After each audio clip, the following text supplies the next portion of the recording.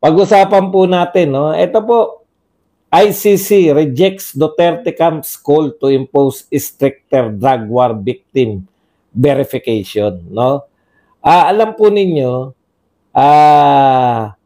alam natin yung purpose kung bakit. Kasi dito sa Pilipinas, lumalabas na po yung mga katulad natin, katulad ni Aling Sheila, no? Na bagamat nagpapaliwanag itong si Conti, kitang-kita natin na niloloko nila yung tao, no? Napakasimple lang po. Paano mo, no? Paano mo itataas yung picture ng anak mo na namatay nung 2024 lang at isasama mo na di umano ay biktima ni Tatay Digong. 2024 namatay. Kaya nga po, may pagtatangka po, di po ba? Sa madaling salita, may pagtatangka talaga yung mga anti-Duterte na magtanim nitong mga testigo na hindi karapat-dapat. No? Kaya normal lang po na humingi, no? Normal lang po na humingi ng passport o national ID bilang batayan. Simple-simple lang naman po yan. Pero ginawa pong malaking issue eh. Ngayon po, nagpasya po yung ICC na hindi dapat ilimita sa passport at saka sa national ID. Pero ito po yung hindi maganda sa ICC. Naniwala ba kayo na anti-poor kasi? Yun ba yung kinatwiran ng kampo ng kalaban ni Duterte na anti-poor? Sana kinonsider din po ninyo, no? Yan yung problema ng ICC. Nililitis nila yung Pilipino, testigo, wala po kayong kredibilidad. Bakit po? Yung simpleng nabobola po kayo na anti-poor. Yung paghanap ng ID ay malaki pong kalokohan. Bakit po? Kasi wala kayo sa Pilipinas. Hindi nyo alam na dito, libre lang yung national ID. Hindi ko po alam kung dyan po sa Netherlands, ay ginto po ang pagkuha ng national ID. Hindi namin alam, di ba? Yun po yung problema. Yan po ang problema ng gobyerno natin na nagsuko sa isang Pilipino at itatrial. Simple pa lang po yan. National ID pa lang. Ang lalakas magsinungaling ng mga kalaban natin. Paano po magiging fair yan kung ID pa lang po, ang desisyon nyo na ay batay lang sa mga pakikinig ninyo kay Conti, batay lang sa pakikinig ninyo dito sa mga Makabayan Black na dakdak ng dakdak. Ang tanong ko ba sa inyo, ginto po ba sa Netherlands ang magpa-ID? Kayamanan po bang malaki yan? Kayong mga taga-ICC, kayamanan po bang malaki? At naniwala kayo na pangmayaman lang po ang pagkakaroon ng ID?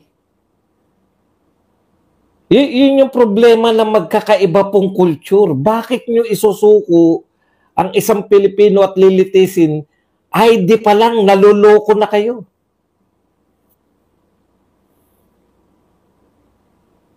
Sinabi rito, anti-poor. Passport daw po. Mayayaman lang ang may passport.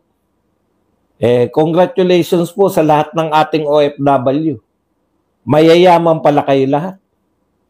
Kaya nyong magpa-passport eh. Bakit naman hindi? Ikaw no? Kung sino man to nagtatanong na sabi pagka pinatawag ka sa TRICOM, atin ka ba? Bakit po hindi? Ano po bang hindi ko kaya sagutin? Bakit po hindi ako atin dyan? Lintik na yan. Natigil. Okay ka na. Wala namang katotoran yung tanong mo. Akala mo nakakatakot yung TRICOM. Si Joy pa lang nga eh. Hindi na sila umubra eh.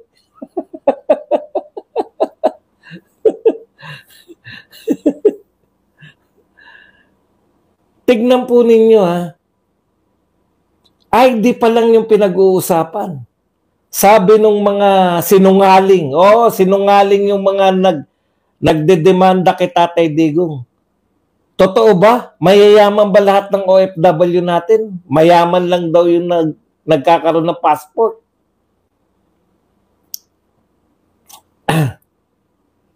Huwag mo na akong huntahin kung hindi ka naniniwala sa akin. Makulit pala. Sinagot ka na ng oo eh. Kinakailangan ko pa magpaliwanag sa'yo. Tatanong-tanong ka tapos ayaw mo. Ayaw mong maniwala. Kayo po, pag nagtanong, pag sinagot kayo, wag na kayong makulit. Anong gusto mo isagot ko? Ayaw ko. Welcome po. Basura. ID pa lang po pinag-uusapan natin. Pero napapaikot na po sila ni Conti. Anti-poor ba ang passport? Congratulations uli sa ating mga OFW. Mayaman pala kayo. Si Badong pala, mayaman pala ako. Kaya ngayon ko lang nalaman. Paano kung pabalik-balik ako sa ibang bansa? Multi-millionaire na ako? Anak ng tinapay. Yan yung sinasabi natin na magkakaiba pong kultura. Tapos isasalang nyo dyan si Tatay Digong sa ICC na ibang-iba po ang kultura. Sa kanila po, normal po mangidnap. Di ba? Hindi po sila na-shock sa kidnap. Tayo po, very shocking sa atin yung salitang kinidnap. Yun ang una nating imbestigahan. Kinidnap ba si Digong o hindi? Sa kanila po, hindi po. Kinidnap ka ba? Okay lang yan. Normal sa amin yan. Yan yung difference ng culture eh. Dito po, dismiss na kagad yung kaso na yan kasi yung pagkuha ng ebidensya na illegal dito sa atin, dismiss yung kaso. Ebidensya pa lang yun ha. Illegal mong nakuha. Dismiss na yung kaso kasi illegal yung pagkakakuha mo ng ebidensya. Ito po, yung mismong tao ang illegal. No? Illegal na pagkakadakip. Wala po silang pakialam. Bakit? Mga kidnapper, yung mga taga-Netherlands na yan. Normal po sa kanila yun. Yan po, sila po yung mga nangidnap na mga, ulitin ko na naman, baka sabihin nyo na naman, paulit-ulit ka lang ba doon? Sila po yung nangidnap ng mga Aprikano at binibenta po nila bilang mga alipin. Yan po ang istorya ng bayan na yan. Ayan po ang istorya ng imperialista na yan. Kaya po kung dyan po, tapos nabobola pa sila. Pangmahirap lang daw yung national ID o yung passport. Anti-poor daw. Yung national ID. Libre yun.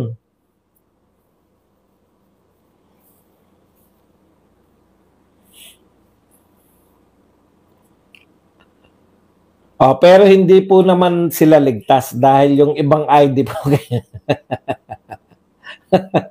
Kailangan pa rin po ng ibang ID. Wag lang daw ilimit. Kaya hindi naman pa sila panalo. Eto, tignan niyo yung reaction nitong mga tuwan-tuwa. Sabi nitong isa, wala na, finish na talaga, mabubulok sa kulungan si Digong nyo. At doon na siya malalagutan ng hininga. Ganyan po kapupurol yung utak ng mga kalaban natin. No? Dahil lang po doon sa hindi na pagbigyan yung ID, tsaka tong passport, national ID at passport, yun po yung hiling ng ni Kaufman, talo na raw si Digong. Hindi pa po nagsisimula yung trial, talo na eh. Mga tangengot talaga eh. Hindi po ako tumatawa dahil nakakulong si Tatay Digong. Natatawa po ako dahil mga tangengot po itong mga kalaban natin. Katulad nito ni Nongma. Anong tumbling nyo doon na maag na si Digong sa ICC? Okay. Huwag pa ulit-ulit, Nongma. Palibasa. Palibasa, ganyan kayo tinuruan, paulit-ulit para kay mga aso. Okay, punta na po tayo rito sa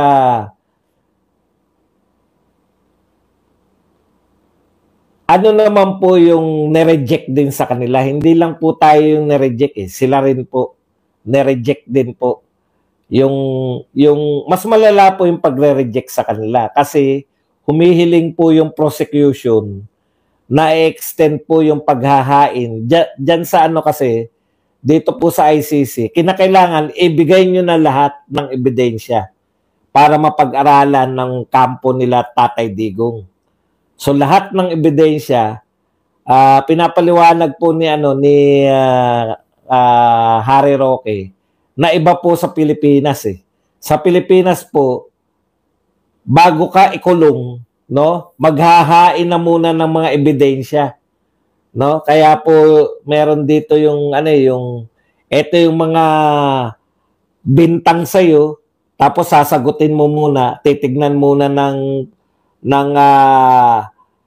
kung merong anong tawag doon, yung bago kasampahan ng reklamo, probable cause. Sa kanila po, kulong ka na muna. Kulong ka na muna bago ka hahainan ng ebidensya. Okay. Sila po ang humingi, no? Yung kalaban po ni Tatay Digong. Sila na nga tong nagrereklamo. Sila pa yung humihingi ng extension. Bakit? Mahina po ang ebidensya pa nila eh. Wala pa po silang ebidensya na matatag. Malamang yan, dalawa lang ang testigo nila. Sila Scanias tsaka si Matabato. Sabi nga ni Tatay Digong, ano yung mga yan, Superman? Lahat ng lakad, lahat alam nila. Kasama sila lahat. Sila lang ang testigo sa lahat eh. Kaya po mahirapan po tong prosecutor kung totohanan po ang sa tingin natin kung totohanan. Okay.